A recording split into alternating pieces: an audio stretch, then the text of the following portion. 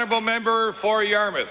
Thank you, Mr. Speaker. A few weeks ago, emergency room physicians appeared before Municipal Council in Yarmouth to address issues around wait times for patients at the Yarmouth Regional Hospital. Our ER is faced with a staffing shortage and additional demands as more and more people are forced to use our ER for non-emergency situations. This problem isn't going away, as one of the ER physicians pointed out, and I quote, "The number of doctors is not going to change at the present time. We barely have enough to staff what we have now. In March, 25% of our shifts were filled by ER doctors outside of Yarmouth," and I'll table those comments. Mr. Speaker, my question to the Minister of Health and Wellness is, why is it acceptable that a hospital with a regional designation have an emergency department that can barely function due to a lack of staff? The Honourable Minister of Health and Wellness. Thank you very much, Mr. Speaker. And Mr. Speaker, the regional hospital in Yarmouth is an important facility to that district health authority. Mr. Speaker, we would never allow a regional hospital not to have adequate physician resources. And Mr. Speaker, I too saw this article in the newspaper that the member referred to. And staff in the department had a very good discussion with the CEO of the District Health Authority just to reaffirm that, in fact, we have adequate physician coverage, more than adequate physician coverage in that regional hospital, and that will continue to be the case, Mr. Speaker. The Honourable Member for Yarmouth on his first supplementary. Mr. Speaker, this isn't what physicians in Yarmouth are saying. According to the physician I quoted earlier, we are facing a crisis. He said, "Right now, we are barely able to staff our emergency room with one doctor. I dread the day we're not able to have a shift covered. We may be approaching that this summer." What specific offer of assistance has the Minister of Health and Wellness made to ensure that the emergency room at the Yarmouth Regional Hospital remains open this summer? The Honourable Minister of Health and Wellness.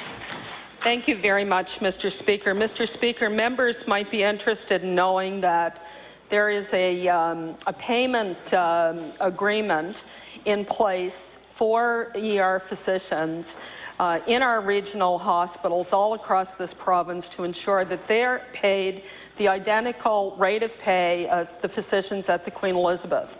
And Mr. Speaker, this makes it very attractive for physicians from all around the province to move and provide locum services, for example, in instances if there is going to be shortage, because there is no financial penalty to do so. That's probably the absolute best incentive that one can have, and I assure the honourable member it gets the results in the regional hospitals that we desire.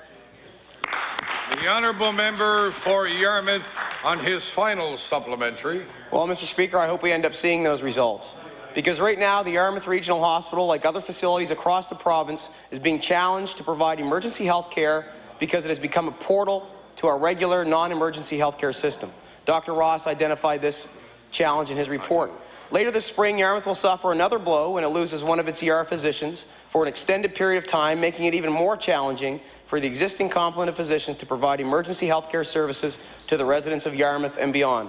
My question to the Minister is, can the Minister explain to the residents of Yarmouth what she plans to do to address the gaps in emergency health care that will inevitably occur when we lose our ER physician for the extended period of time? The Honourable Minister of Health and Wellness. Thank you very much, Mr. Speaker. Well, it is the case that there is a doctor shortage in terms of family practitioners in Yarmouth, and that does place a particular additional pressure on their ER, because people without a family doctor may go to the ER if they need health care. We have recruited new doctors into that community. We have 2 doctors that started there not so long ago in a clinic, but we need to recruit, and we're continuing to recruit. The department is assisting the DHA in their recruitment efforts. We have a number of incentives in place. We also have a residency program between the, or a placement, a medical student placement program between the medical school and Yarmouth, which will expose young medical students to the community, and hopefully they will see what a beautiful area of the province it is and all of the amenities that it has to offer, and they will be enticed to work there in the longer term, Mr. Speaker.